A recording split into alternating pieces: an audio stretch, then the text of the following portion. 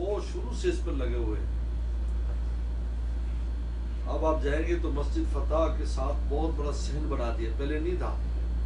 پہلے وہ کبھی سیڑھی نہیں ہے, کبھی کچھ نہیں ہے, ایسے ہی چلنا پڑتا تھا. اب تو باقاعدہ ٹریک بن گیا ہے, ویل چیئر والا ٹریک الگ بنا ہوا ہے, اور اوپر جا کر بہت بڑی اسپیس ہے جس میں آپ نماز وغیرہ پڑھ سکتے ہیں. اور وہ مسجد بھی رینوویٹ کر دی گئی ہے. بہت زبردست کام کر دیے. وہاں ہمیشہ میرا معمول ہے جب ادھر ہوں تو بدھ کو ضرور اپنے گھر والے ہوتی, اور واقعی اس کا ظہور دیکھ کر دعا قبول ہوتی ہے. انشاءاللہ ظہور ہو جاتا ہے اس کا.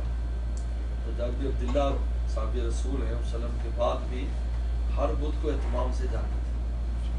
اس لیے مدینہ شریف کی جو زیارات ہے نا, اگر انسان میں وقت ہو, وقت نہ ہو تو پھر تو کوئی بات نہیں, اگر وقت ہو تو ہفتے والے دن مسجد قباء جانا ہے.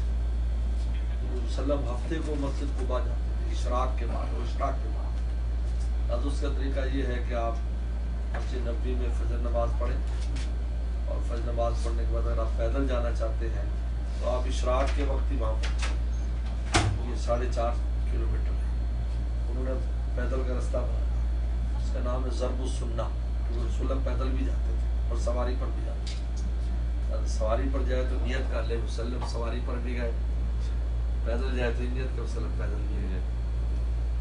ہفتے کو پیغمبر صلی اللہ علیہ وسلم وہاں جاتے تھے, اور بدھ کو یہاں جمعرات کو پیغمبر صلی اللہ علیہ وسلم شہدائے احد جاتے تھے. سید الشہداء جمعرات کو یہ معمول تھا. جمعے کو جنت البقیع کا معمول تھا صلی اللہ علیہ وسلم کے لیے جا کر دعا کرنا.